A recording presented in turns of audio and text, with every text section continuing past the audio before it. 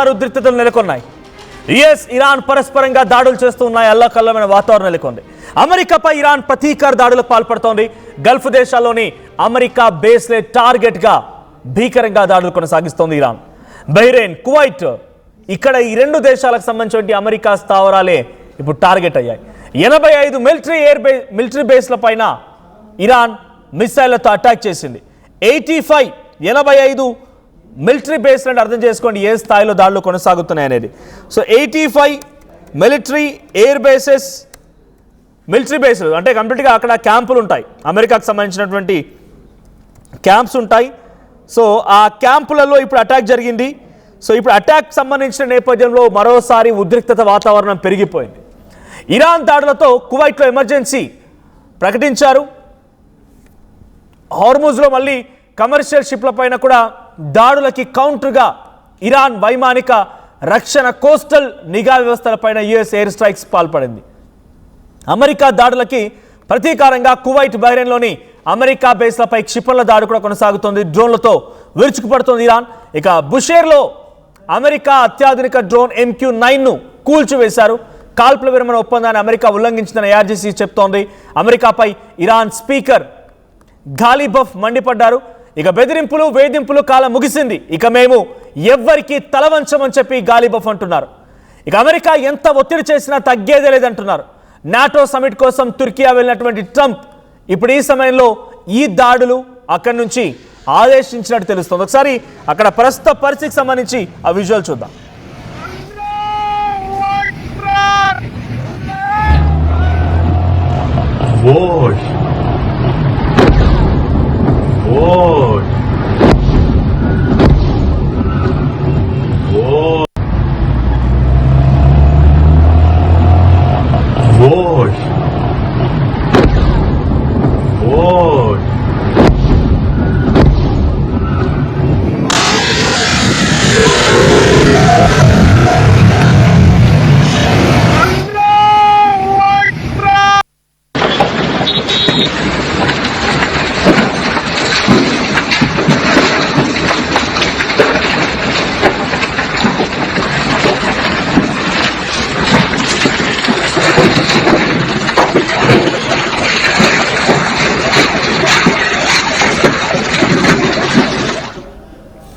Right.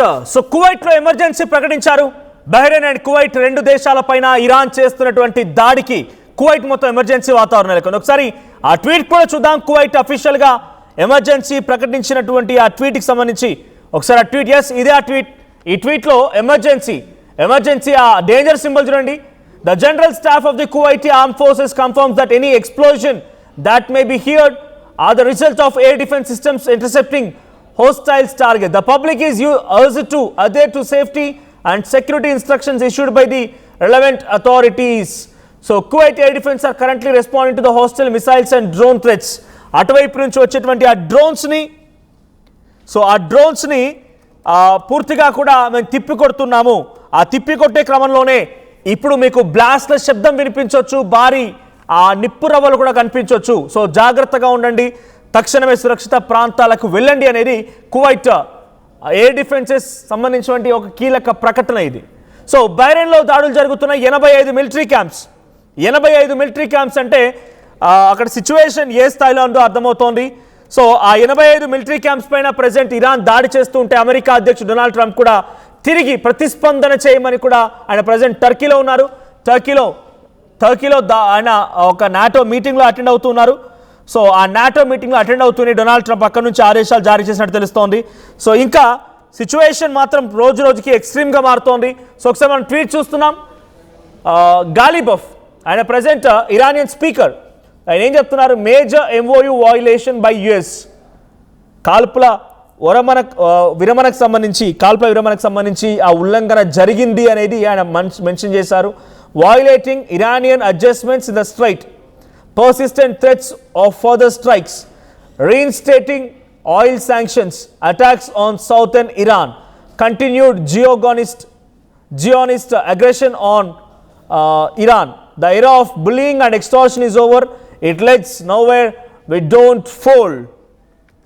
So, present ఆయన చెప్తున్న మాట ఏంటి అని అంటే అక్కడ జరిగేటువంటి దాడి కంప్లీట్గా మమ్మల్ని భయపెట్టడానికి, మమ్మల్ని అనగదొక్కడానికి, కానీ దిస్ బుల్లింగ్, అనగదొక్కే ప్రయత్నం, ఎక్స్టార్షన్, మమ్మల్ని పూర్తిగా లూటీ చేసే ప్రయత్నం చేస్తే ఎట్టి పరిస్థితుల్లో ఊరుకునేదే లేదు అనేది ఆయన చెప్తున్న మాట. సో ఇరాన్ వైపు నుంచి ఇది స్టేట్మెంట్. అండ్ కువైట్కి సంబంధించినటువంటి ఎమర్జెన్సీ స్టేట్మెంట్ కూడా ఇందాక మీరు ఆర్టీవీలో స్క్రీన్ పై చూశారు. But as of now situation మాత్రం ఎక్స్ట్రీమ్గా మారుతోంది. అమెరికా ఇరాన్ మధ్య యుద్ధం ముగిసిందా అనేటువంటి ఆ క్వశ్చన్ మార్క్కి అవసరం లేదు. యుద్ధం ముగియలేదు, కంప్లీట్గా యుద్ధం మళ్ళీ తీవ్రతరం దాలుస్తోంది. ఒకరిపై అటాక్ చేస్తూనే ఉన్నారు. స్ట్రైట్ ఆఫ్ హార్మూజ్ దగ్గర ఎప్పుడైతే ఇరాన్ మొదటగా 2 నౌకల్ని, ఆయిల్ షిప్స్ని పేల్చేసిందో ఆ తర్వాత నుంచి అమెరికా కూడా రిటిలియేట్ చేయడం మొదలుపెట్టింది.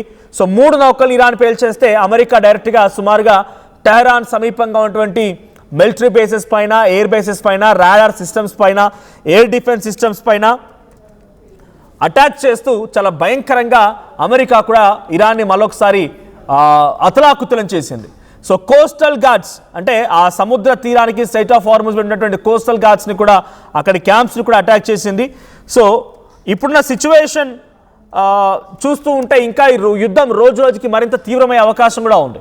ఓవైపు ఇరాన్ ఆ స్ట్రైట్ ఆఫ్ హార్మూజ్ని కంట్రోల్ తీసుకునేందుకు ప్రయత్నంలో భాగంగానే అనేక రకాలుగా అక్కడ షిప్స్ని పేల్చివేయడం, తమ మాట వినాలన్నట్టుగా కొంత హుకుం జారీ చేయడం చేస్తూ ఉంటే అమెరికా దాన్ని తిప్పికొడుతూ అక్కడ ఎయిర్ డిఫెన్స్ సిస్టాన్పై అటాక్ చేసింది. ఇది మరింత ఎక్స్ట్రీమ్గా మారింది. ఎప్పుడైతే అమెరికా ఇరాన్ ఎయిర్ డిఫెన్స్ సిస్టాన్ని అటాక్ చేసిందో అప్పుడు ఇరాన్ కూడా భయంకరమైనటువంటి దాడులతో కువైట్ మరియు ఖతార్లో బహ్రెయిన్లో ఉన్నటువంటి మిలిటరీ క్యాంప్స్ని, అమెరికా మిలిటరీ క్యాంప్స్ పైన అటాక్ చేయడం మొదలుపెట్టింది. 85 మిలిటరీ క్యాంప్స్, 1 కాదు 2 కాదు, 85 మిలిటరీ క్యాంప్స్ పైన అమెరికా సంబంధించిన మిలిటరీ క్యాంప్స్ పైన ఇరాన్ అటాక్ చేసింది. 85 మిలిటరీ క్యాంప్స్ పై అటాక్ ఒకేసారి జరగడంతో వాళ్ళంతా కొన్నిటి తిప్పికొట్టే ప్రయత్నం చేస్తున్నారు, డ్రోన్లని, మిసైల్ని తిప్పికొడుతున్నారు. ఆయన ఏమాత్రం కూడా ఆ సామర్థ్యం సరిపోవడం లేదు. దీంతో కువైట్లో కొంత ఎమర్జెన్సీ సిచ్యువేషన్ తలపిస్తోంది. అండ్ బహ్రెయిన్లో కూడా సిచ్యువేషన్ ఇదే. ఇది రోజు రోజుకు చూస్తుంటే మరింత యుద్ధంగా మారే అవకాశం కూడా ఉంది. అమెరికా అధ్యక్షుడు డొనాల్డ్ ట్రంప్ చెప్పిన మాట ఏంటి అని అంటే, శాంతి కోసం ప్రయత్నిస్తున్నాను, శాంతి నాకు పీస్ కావాల్సింది. అక్కడ ఆ పీసే చాలా ఇంపార్టెంట్ అక్కడ జరిగేటువంటి యుద్ధం కంటే కూడా అన్నట్టుగా అమెరికా అధ్యక్షుడు డొనాల్డ్ ట్రంప్ మాట్లాడుకొచ్చారు. We want only peace, we want to restrain peace, శాంతి నెలకొల్పాలని చూస్తూ ఉన్నాం. మేము నిజంగానే తలుచుకుంటే ఇరాన్లో ఉన్నటువంటి విద్యుత్ కేంద్రాలని పూర్తిగా నిలమట్టం చేయగలుగుతాం, అక్కడటువంటి రహదారులను నిలమట్టం చేయగలుగుతాం, బ్రిడ్జెస్ని కొలాప్స్ చేయగలుగుతాం, ఇరాన్ని 1 నిమిషంలోనే, చిటికలోనే పూర్తిగా చిత్తు చేయగల సామర్థ్యం మా దగ్గర ఉంది. కానీ మేము అది కోరుకోవడం లేదు.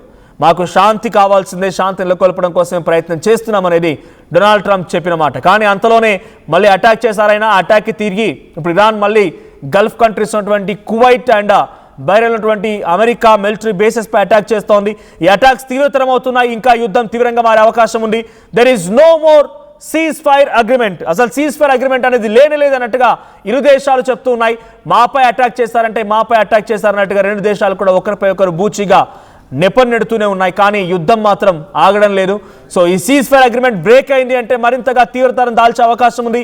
ఇది ముందుగానే గమనించింది కాబట్టి ఇరాన్ పైన అమెరికా కూడా పలుమార్లు హెచ్చరించింది. మీరు ఎప్పుడైనా ఈ సీజ్ ఫైర్ ఉల్లంఘన జరిపినా, మా మాటలు కాదని మళ్ళీ మాపై వేలెత్తి చూపాలని చూసినా డెఫినెట్గా మీకు అంతకంతకు సమాధానం చెప్తామని చెప్పి చాలా సందర్భాల్లో డొనాల్డ్ ట్రంప్ చెప్పుకొచ్చే ప్రయత్నం చేశారు. ఇప్పుడు అనుకున్నది జరిగింది. అమెరికా సీజ్ ఫైర్ అంటూ మళ్ళీ ఇరాన్ తమపై దాడి చేయడాన్ని చాలా తీవ్రంగా పరిగణిస్తోంది. సో అమెరికా కూడా చాలా తీవ్ర స్థాయిలో రెచ్చిపోతోంది. అమెరికా ఇప్పుడు ఎయిర్ బేసిస్ పై అటాక్తో కూడా మరింత ఆగ్రహానికి గురైపోయి మరోసారి ఇరాన్ని స్థావరాల టార్గెట్గా మరోసారి తమ ఆర్మ్ ఫోర్సెస్ని, సెంట్రల్ కమాండ్ నుంచి రంగంలోకి దించే అవకాశం కూడా ఉంది. చూద్దాం మరి ఏం జరిగిందో. స్ట్రైట్ ఆఫ్ హార్మూజ్ని దక్కించుకోవాలనే ప్రయత్నంలో ఇరాన్ చేస్తున్నటువంటి ప్రయత్నం, ఎలాగైనా సరే తమ మాట వినాలని చెప్పి, మన మాట వినకపోతే అంతు తేలుస్తామని చెప్పే విధంగా డొనాల్డ్ ట్రంప్ చెప్తున్నటువంటి మాట, ఈ వార్నింగ్లు, ఒకరిపై ఒకరు మాటల తూటాలు, ఒకరిపై ఒకరు ఈ ఛాలెంజెస్, లేకపోతే ఇప్పుడు చేస్తున్నటువంటి యుద్ధం ఎటువంటి పరిస్థితి దారితీస్తుందో చూడాలి. But as of now war of weapons మళ్ళీ జరుగుతోంది. ఒకరిపై ఒకరు చాలా తీవ్రంగా దాడి చేసుకునేటువంటి సిచ్యువేషన్ నెలకొంది. సో అయితే ఇక్కడ ఇంట్రెస్టింగ్ థింగ్ ఏంటంటే, అమెరికాకు సంబంధించిన ఒక డ్రోన్ MQ-9ని కూల్చివేశారంట. సో ఈ చాలా కీలకమైన డ్రోన్ ఇది, అమెరికాకు సంబంధించింది. సో MQ-9 అనేటువంటి ఈ డ్రోన్ బుషేర్లోని అమెరికా అత్యాధునిక డ్రోన్ MQ-9ని కూల్చివేశారు. అయితే కాల్పుల విరమణకు సంబంధించినటువంటి ఒప్పందాన్ని పూర్తిగా బ్రేక్ చేశారనేది గాలిబఫ్ వార్నింగ్ ద్వారా మరోసారి అర్థమవుతోంది. మీరు సైలెంట్గా ఉండమంటే, మమ్మల్ని అణగదొక్కుతామంటే, మమ్మల్ని సప్రెస్ చేస్తామంటే ఊరుకునే ప్రసక్తే లేదు, మేము కూడా సిద్ధంగా ఉన్నామని ఒక స్టేట్మెంట్ని గాలిబఫ్ పాస్ చేశారు. మరి ఇరాన్ ఏ రకంగా ఇంకా దీన్ని ఎదుర్కోబోతోంది, అమెరికా దీన్ని ఏ రకంగా అణగదొక్కబోతోంది చూడాల్సిన అవసరం అయితే ఉంది.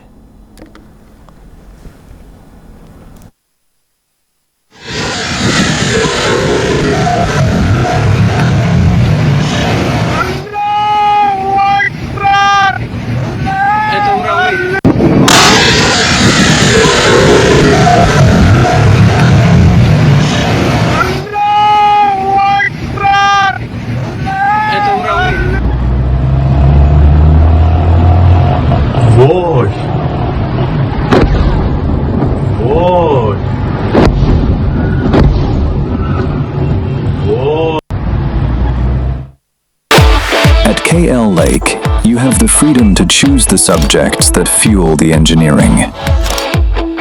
UKL deemed to be university.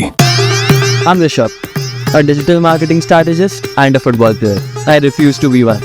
At Anurag University, be everyone you dream to be. Tournament ముందు పెయింట్ ఎలా చేస్తాం?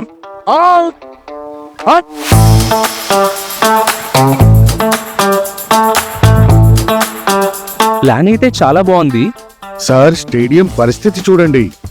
టోర్నమెంట్ ముందు పెయింట్ ఎలా చేస్తాం? టెక్నో పెయింట్స్ ఉందిగా.